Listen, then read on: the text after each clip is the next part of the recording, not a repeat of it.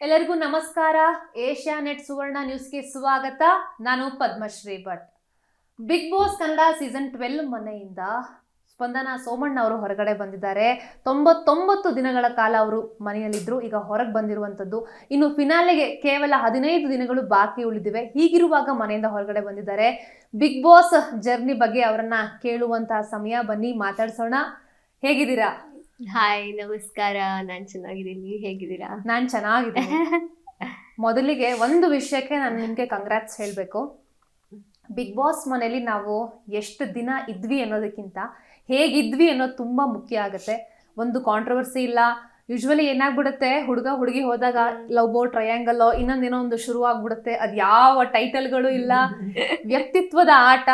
ನಿಜವಾಗ್ಲೂ ಸ್ಪಂದನ ಹೇಗೆ ಅಂತ ತೋರಿಸ್ಕೊಂಡು ಹೊರಗೆ ಬಂದಿರುವಂತದ್ದು. First of all thank you, ನೀವು ಅದನ್ನ ಹೇಳಿದ್ದಕ್ಕೆ. Means lot. ಯಾಕೆಂದ್ರೆ ನಾ ಹೋಗಕ್ ಮುಂಚೆನೂ ನನ್ನ ತಲೆಯಲ್ಲಿ ಅದೇ ಇತ್ತು. ಅಂದ್ರೆ ನಂಗೆ ಕರಿಮಣಿ ಮಾಡಿದಾಗ ತುಂಬಾ ಪ್ರೀತಿ ಸಿಕ್ಕಿತ್ತು ಜನರಿಂದ. ಸೊ ಇದು ದೊಡ್ಡ ಪ್ಲಾಟ್ಫಾರ್ಮ್, ಅದನ್ನ ನಾನು ರೈಟ್ಫುಲಿ ಯೂಸ್ ಮಾಡ್ಕೋಬೇಕು. ಸ್ಪಂದನ ಯಾರು ಅನ್ನೋ ಜನಕ್ಕೆ ಗೊತ್ತಾಗಬೇಕು ಅನ್ನೋದೇ ಒಂದು ತಲೆಯಲ್ಲಿ ಇದ್ದಿದ್ದು. ಆ್ಯಂಡ್ ಎಷ್ಟು ದಿನ ಇದ್ದೆ ಅಷ್ಟು ದಿನ I made the best use of it ಅಂತ ಅನ್ಸುತ್ತೆ. ಬಟ್ ಅಲ್ಲಿರುವಾಗ ಅದೆಲ್ಲ ತಲೆಗೆ ಬರ್ತಿತ್ತು. ಇದು ಮಾಡಿದ್ರೆ ಸರ್ವೈವ್ ಆಗ್ತೀವಾ, ಇದು ಮಾಡಿದ್ರೆ ಇನ್ನೂ ಮುಂದಕ್ಕೆ ಹೋಗ್ತೀವಾ, ಇದೇನೋ ಮಾಡಬೇಕಾ ಅಂತ ಥಾಟ್ಸ್ ಬಂದಿದ್ದುಂಟು. ಬಟ್ ಇಲ್ಲ, ದ್ಯಾಟ್ಸ್ ನಾಟ್ ಮೀ. ಆ ಥರ ಫೇಕ್ ಮಾಡೋಕ್ಕಾಗಲ್ಲ ಈ ಮನೇಲಿ ಅಂತ ಅಂದ್ಕೊಂಡು ಇದ್ದೆ. ಮಾಳು ಅವರು ನಮ್ಮ ಇಂಟರ್ವ್ಯೂನಲ್ಲೇ ಹೇಳಿರುವಂತದ್ದು, ಬಿಗ್ ಬಾಸ್ ಮನೆಯಲ್ಲಿರೋರು ಜಗಳ ಆಡ್ತಾರೆ. ಯಾಕೆ ಜಗಳ ಆಡ್ತಾರೆ ಅಂತ ಅವ್ರಿಗೆ ಗೊತ್ತಿರಲ್ಲ. ಇಷ್ಟು ದಿನಗಳಲ್ಲಿ ಆದಂತಹ ಜಗಳದಲ್ಲಿ ಒಂದಕ್ಕೋ ಎರಡಕ್ಕೋ ಮೀನಿಂಗ್ ಇದೆ ಅನ್ನೋದು ಬಿಟ್ರೆ ಬೇರೆ ಯಾವ ಜಗಳಕ್ಕೂ ನಿಜವಾಗ್ಲೂ ಮೀನಿಂಗ್ ಇಲ್ಲ. ಕಂಟೆಂಟ್ಗೋಸ್ಕರ, ನಾನ್ ಕಾಣಿಸ್ಕೋಬೇಕು ಅನ್ನೋದು ರೀಸನ್ಗೋಸ್ಕರ ಜಗಳ ಆಡ್ತಾರೆ ಅಂತ ಎಷ್ಟೋ ಸಲ ಅನ್ಸತ್ತೆ ನಮಗೆ ವೀಕ್ಷಕರಾಗಿ ಅನ್ಸುವಂಥದ್ದು. ಬಿಗ್ ಬಾಸ್ ನಂತರನೂ ಕೂಡ ನಮಗೊಂದು ಜೀವನ ಇದೆ. ನಾವು ಕಲಾವಿದ್ರು, ತಲೆಯಲ್ಲಿ ಕಾಣಿಸ್ಕೋಬೇಕು, ಜನ ನಮ್ಮನ್ನ ಇಷ್ಟ ಪಡ್ಬೇಕು, ಇದನ್ನೆಲ್ಲ ಮರ್ತು ಬಿಡ್ತಾರ ಅಂತ. ಅಂದ್ರೆ ಜಗಳ ಆಡೋದು ತಪ್ಪು, ಅಫ್ಕೋರ್ಸ್. ಯಾಕಂದ್ರೆ ಹಂಗಂತ ಜಗಳನೇ ಆಡದೆ ಮನೇಲಿ ಇರ್ಬೇಕು ಅನ್ನೋಕ್ಕೂ ಆಗಲ್ಲ ಅಲ್ವಾ. ಎಲ್ಲರೂ ಒಂದೇ ತರ ಯೋಚನೆ ಮಾಡಕ್ಕಾಗಲ್ಲ. ಕೆಲವು ಜಗಳ ಒಂದು ಆಲೂಗೆಡ್ಡೆಯಿಂದನೇ ಶುರು ಆಗಿರುತ್ತೆ. ಬಟ್ ಅದಕ್ಕೆ ನಾವು ಹೆಂಗ್ ರಿಯಾಕ್ಟ್ ಮಾಡ್ತೀವಿ, ಆ ಆಲೂಗೆಡ್ಡೆ ಇದನ್ನ ಇಟ್ಕೊಂಡು ನಾವು ಏನೇನು ಮಾತಾಡ್ತೀವಿ, ಅದರಲ್ಲೇ ನಮ್ಮ ವ್ಯಕ್ತಿತ್ವ ಗೊತ್ತಾಗೋದು ಅಂತ ಅನ್ಸುತ್ತೆ. ಸೊ ಯಾವ ಜಗಳಕ್ಕೂ ಕಾರಣ ಇಲ್ಲ, ಮೀನಿಂಗ್ ಇಲ್ಲ ಅಂತ ಹೇಳಲ್ಲ. ಬಟ್ ಕಂಟೆಂಟ್ಗೋಸ್ಕರನೂ ಕೆಲವು ಸಲ ಜಗಳ ಆಡಿದ್ದಾರೆ ಅಂತ ಫೀಲ್ ಆಗಿದೆ. ಬಟ್ ಎಲ್ಲ ಜಗಳನೂ ಅದಕ್ಕೆ ಅಂತ ಅನ್ಸಲ್ಲ. ಬಿಗ್ ಬಾಸ್ ಅನ್ನುವಂಥದ್ದು ವ್ಯಕ್ತಿತ್ವದ ಆಟ. ಈಗ ಎಲ್ಲರೂ ಫಿಸಿಕಲ್ ಟಾಸ್ಕ್ ನ ವಿನ್ ಆಗಿ ಟ್ರೋಫಿ ಅಂತ ತಗೊಂಡಿಲ್ಲ, ಅದು ವ್ಯಕ್ತಿತ್ವದ ಮೇಲೆ ಹೋಗುವಂಥದ್ದು. ಇತ್ತೀಚೆಗೆ ತಮಿಳ್ ಬಿಗ್ ಬಾಸ್ ನಲ್ಲಿ ಆಗಿರುವಂತದ್ದು ಒಂದು ಕಾರ್ ಟಾಸ್ಕ್ ಅಂತ ಬರುತ್ತೆ. ಸ್ಪರ್ಧಿಗಳು ಎಷ್ಟೊತ್ತಿರ್ತಾರೋ ಅವ್ರು ಟಾಸ್ಕ್ ವಿನ್ನರು. ಒಬ್ರನ್ನ ದೂಕ್ಲಾಗುತ್ತೆ, ಅಂದ್ರೆ ನೂಕ್ತಾರೆ, ಒಂದು ಲೇಡಿ ಸ್ಪರ್ಧಿಯನ್ನ ನೂಕ್ತಾರೆ. ಅವ್ರು ಕಾರಿಂದ ಹೊರಗಡೆ ಬೀಳುವಂಥದ್ದು. ಒಳಗಡೆ ಇರುವವರು ನೂಕಿರುವಂಥದ್ದು. ಇನ್ನು ಯಾರು ಹೊರಗಡೆ ಹೋಗ್ತೀವಿ ಅಂತ ಅಂದಾಗ, ಕಾರ್ ಒಳಗಡೆ ಹೊರಗಡೆ ಹೋಗ್ತೀವಿ ಅಂತ ಅಂದಾಗ ಹೋಗೋದು ಅವಶ್ಯಕತೆ ಇಲ್ಲ, ಮೆಡಿಕಲ್ ಅವ್ರು ಬರ್ತಾರೆ, ನೋಡ್ತಾರೆ ಏನಾಗಿದೆ ಅಂತ ಕೇಳುವಂಥದ್ದು. ಅಂದ್ರೆ ಆ ಆಟದ ವಿಚಾರದಲ್ಲಿ ಮಾನವೀಯತೆನ ಬಿಟ್ಬಿಟ್ರು ಸ್ಪರ್ಧಿಗಳು. ವೀಕ್ಷಕರು ಕೂಡ ಆ ಸ್ಪರ್ಧಿಗಳ ವಿರುದ್ಧ ಬೇಸರವನ್ನ ಹೊರಹಾಕಿದ್ರು. ಜೊತೆಗೆ ರೆಡ್ ಕಾರ್ಡ್ ಅನ್ನ ಕೊಟ್ಟು ಅವ್ರನ್ನ ಮನೆಯಿಂದ ಹೊರಗಡೆ ಕಳಿಸಿದ್ದಾರೆ. ಇದೊಂದು ಉದಾಹರಣೆ ಅಷ್ಟೇ. ಬಟ್ ಈ ರೀತಿನೂ ಆಗುತ್ತೆ ಕೆಲವೊಮ್ಮೆ. ಟಾಸ್ಕ್ ವಿಚಾರದಲ್ಲೋ ಇನ್ಯಾವುದೋ ವಿಚಾರದಲ್ಲೋ ನಾನ್ ವಿನ್ ಆಗ್ಬೇಕು ಅಂತ ಅನ್ಕೊಂಡಾಗ ಮಾನವೀಯತೆನೋ ಅಥವಾ ನಮ್ಮ ವ್ಯಕ್ತಿತ್ವನೋ ನಾವಲ್ಲದ ಒಂದು ತನನ ಪ್ರದರ್ಶನ ಮಾಡಕ್ಕೆ ಹೊರಡುವಂಥದ್ದು. ಆಕ್ಚುಲಿ ನೀವು ಹೇಳಿದ ನಿಜ. ಬಟ್ ಸುದೀಪ್ ಸರ್ ಒಂದು ವೀಕೆಂಡ್ ಅಲ್ಲಿ ಹೇಳ್ತಾರೆ, ಟಾಸ್ಕ್ಗಳು ಆಡೋದು ಎಷ್ಟು ಇಂಪಾರ್ಟೆಂಟ್. ಗೆಲ್ಲೋದು ಸೋಲೋದಕ್ಕಿಂತ ನೀವು ಟಾಸ್ಕಲ್ಲಿ ಹೆಂಗೆ ಇರ್ತೀರಾ, ಹೆಂಗೆ ಬಿಹೇವ್ ಮಾಡಿ, ಈ ಮಾತನ್ನೇ ಹೇಳಿರ್ತಾರೆ ಸುದೀಪ್ ಸರ್. ಸೊ ಅದೇ ಅನ್ಸುತ್ತೆ. ಇವಾಗ ಟಾಸ್ಕ್ ಆಡುವಾಗ ಇವಾಗ ಎಲ್ಲರೂ ರಘು ಸರ್ ಥರ ಇರೋಕ್ಕೂ ಆಗಲ್ಲ. ಅಂದರೆ ಪರ್ಸ್ನಾಲಿಟಿ ವೈಸ್ ಅವ್ರ ಫಿಸಿಕ್ ಆಗಿರ್ಬೋದು, ಇದಾಗಿರ್ಬೋದು, ಅವ್ರ ಸ್ಟ್ರೆಂತ್ ಆಗಿರ್ಬೋದು, ಆ ಥರ ಎಲ್ಲರೂ ಇರೋಕ್ಕಾಗಲ್ಲ. ಹಾಗಂತ ಅವ್ರ ಥರನೇ ಎಲ್ಲರೂ ಟಾಸ್ಕ್ ಆಡೋಕ್ಕೂ ಆಗಲ್ಲ. ಎಲ್ಲರೂ ನಮ್ಮ ಶ್ರಮದಲ್ಲಿ ಟಾಸ್ಕ್ ಆಡುವಾಗ ಏನೋ ಈ ಥರದ ಸಂದರ್ಭ ಬರುತ್ತೆ. ಅಥವಾ ನಮ್ದ್ರಲ್ಲಿ ಎಕ್ಸಾಂಪಲ್ ತಗೊಂಡ್ರೆ ಆ ಟಾಸ್ಕ್ನ ಅರ್ಥ ಮಾಡ್ಕೊಳ್ಳೋದಾಗಿರ್ಬೋದು, ಈ ಡ್ರಮ್ ಟಾಸ್ಕಲ್ಲ ಇದನ್ನ ತೆಗಿಯೋದಾಗಿರ್ಬೋದು, ನಮ್ಮ ಸ್ಟ್ರಾಟಜಿ ಆಗಿರ್ಬೋದು, ನಾವು ಹೆಂಗೆ ಯೋಚನೆ ಮಾಡ್ತೀವಿ ಅನ್ನೋದು ಕಾಣಿಸುತ್ತೆ. ಗೆದ್ವಿ ಸೋತ್ವಿ ಅದು ಲಾಸ್ಟಲ್ಲಿ ಬರುತ್ತೆ. ಸೊ ನಮ್ಮ ಪರ್ಸ್ನಾಲಿಟಿ ಏನು ಅನ್ನೋದು ಟಾಸ್ಕಲ್ಲಿ ಗೊತ್ತಾಗುತ್ತೆ. ಈವನ್ ನಾವು ಟಾಸ್ಕ್ ಆಡದೆ ಕೆಲವು ಸತಿ ಇಬ್ಬರೇ ಆಡ್ಬೇಕಿರುತ್ತೆ, ನಾವೆಲ್ಲರೂ ಬೆಂಚಲ್ಲಿ ಕೂತಿರ್ತೀವಿ, ಅವಾಗ್ಲೂ ನಮ್ ವ್ಯಕ್ತಿತ್ವ ಏನು, ನಾ ಯಾರಿಗೆ ಸಪೋರ್ಟ್ ಮಾಡ್ತಿದೀವಿ ಅಂತ ಎವ್ರಿಥಿಂಗ್. ಟಾಸ್ಕ್ ಅಂದ್ರೆ ಇಟ್ಸ್ ಜಸ್ಟ್ ನಾಟ್ ಪರ್ಫಾರ್ಮಿಂಗ್. ಅಲ್ಲಿ ನಾನು ಅದೇ ಪರ್ಸ್ಪೆಕ್ಟಿವ್ ಅಲ್ಲಿ ನೋಡಿದ್ದು ಟಾಸ್ಕ್. ನಾ ಗೆಲ್ತಾರೆ, ಒಬ್ರು ಗೆಲ್ಬೇಕು, ಒಬ್ರು ಸೋಲ್ಬೇಕು, ಬಟ್ ಈ ಪರ್ಸ್ಪೆಕ್ಟಿವ್ ಅಲ್ಲೇ ನಾವು ನೋಡ್ಬೇಕು ಅಂತ ನಾನು ಅನಲೈಸ್ ಮಾಡ್ಕೊಂಡಿದ್ದು ನನಗ್ ನಾನು.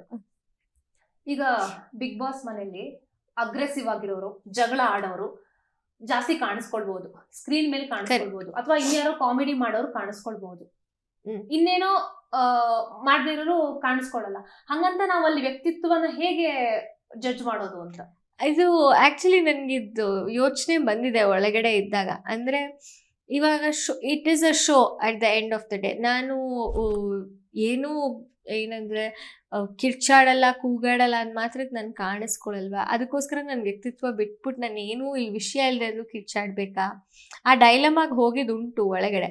ಬಟ್ ಆ ಬ್ಯಾಲೆನ್ಸ್ ಶೋಗೆ ಇಂಪಾರ್ಟೆಂಟ್ ಆಗುತ್ತೆ ಅಂತ ನಾನು ಕಲಿತಾ ಹೋದೆ.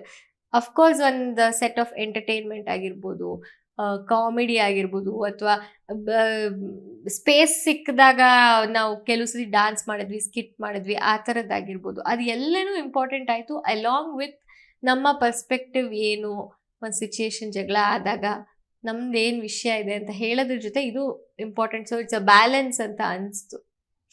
ರಿಷಾ ಗೌಡ ಅವ್ರಿರ್ಬೋದು, ಜಾಹ್ನವಿ ಇರ್ಬೋದು, ಅಥವಾ ಅಶ್ವಿನಿ ಇರ್ಬೋದು, ಜಗಳಗಳಲ್ಲೇ ಜಾಸ್ತಿ ಕಾಣಿಸ್ಕೊಂಡ್ರು ಬಿಗ್ ಬಾಸ್ ಮನೇಲಿ. ಈಗ ಗಿಲ್ಲಿ ಕಾಮಿಡಿ ಮಾಡಿದ್ರು.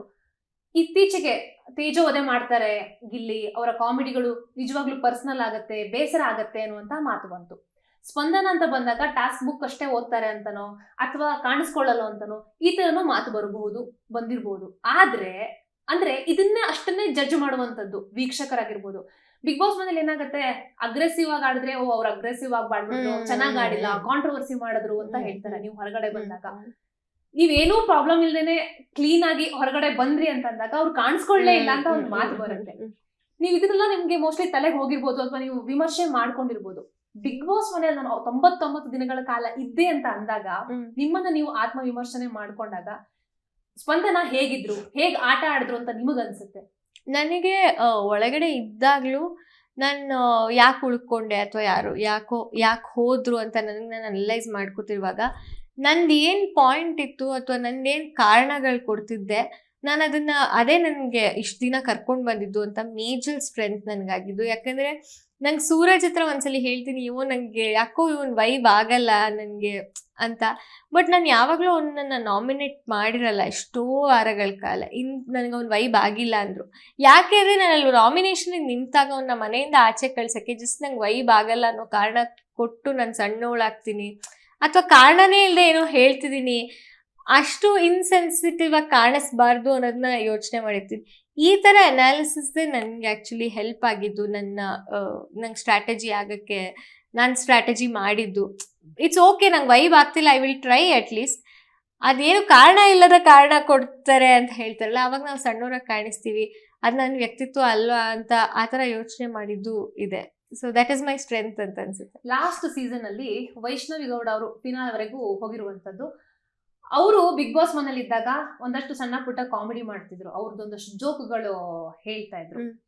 ಅದನ್ನ ಬಿಟ್ಟು ಪ್ರಶಾಂತ್ ಸಂಬರ್ಗಿ ಜೊತೆ ಒಂದು ಟಾಸ್ಕ್ ಅಲ್ಲಿ ಅವರು ಒಂದ್ ಸ್ವಲ್ಪ ವಾಯ್ಸ್ ರೇಸ್ ಮಾಡ್ತಾರೆ. ಯಾಕೆ ನೀವೇನೋ ಎಳಿತಾ ಇದ್ದೀರಾ ಬಟ್ಟೆನೋ ಇನ್ನೊಂದೇನೋ ಒಂದು ಮಾತಾಡ್ತಾರೆ. ಅದನ್ನ ಬಿಟ್ಟು ವೈಷ್ಣವಿ ಎಲ್ಲೂ ಕಾಂಟ್ರವರ್ಸಿ ಮಾಡ್ಕೊಂಡಿಲ್ಲ, ಅಸಂಬದ್ಧ ಮಾತಾಡಿಲ್ಲ, ಜಗಳ ಆಡಿಲ್ಲ.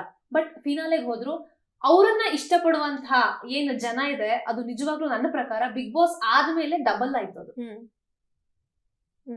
ಇದನ್ನೆಲ್ಲ ನೋಡಿದಾಗ ಹೇಗ್ ಅನ್ಸುತ್ತೆ? ಅಂಡ್ ಈ ತರದ ಪರ್ಸ್ಪೆಕ್ಟಿವ್ ನ ನೀವು ಮೊದಲೇ ನೋಡಿದ್ರ ಬಿಗ್ ಬಾಸ್ ಸೀಸನ್ ಗಳಲ್ಲಿ ಈ ತರದ ಸ್ಪರ್ಧಿಗಳನ್ನ? ಅಂದ್ರೆ ನಾನು ಬಿಗ್ ಬಾಸ್ ಫಾಲೋ ಮಾಡಿದ್ದೆ, ಬಟ್ ಇದೊಂದು ಕ್ಯಾರೆಕ್ಟರ್ ಹಿಂಗಿದ್ರು ಅಂತ ತಲೆಗೆ ಹಾಕೊಂಡು ಒಳಗಡೆ ಹೋಗಿರ್ಲಿಲ್ಲ. ಯಾಕಂದ್ರೆ ಅದನ್ನ ಹಾಕೊಂಡು ಅಂದ್ರೆ ಕ್ಯಾರೆಕ್ಟರ್ ಅಂದ್ರೆ ವೈಷ್ಣವಿನ ನೀವು ಫಾಲೋ ಮಾಡಿದ್ರಿ ಅಂತ ನಿಮ್ಮ ವ್ಯಕ್ತಿತ್ವ ಏನಿದೆ ಅದನ್ನ ತೋರಿಸಿದ್ರೆ ಜನ ಇಷ್ಟ ಪಡ್ತಾರೆ. ನಾನು ಪ್ರತಿ ಸಲ ಜಗಳ ಆಡ್ಬೇಕು ಅಂತ ಏನಿಲ್ಲ, ಅಥವಾ ಇನ್ನೊಂದೇನೋ. ಕರೆಕ್ಟ್.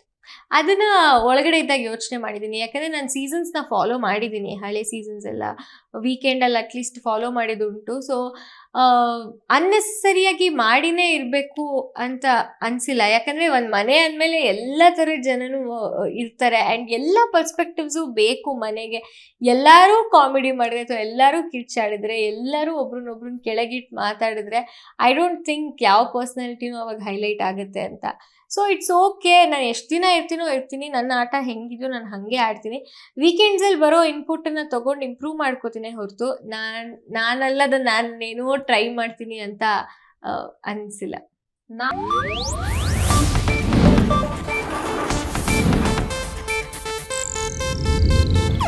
ಇದು ಏಷ್ಯಾನೆಟ್ ನ್ಯೂಸ್ ನೆಟ್ವರ್ಕ್ ಪ್ರಸ್ತುತಿ.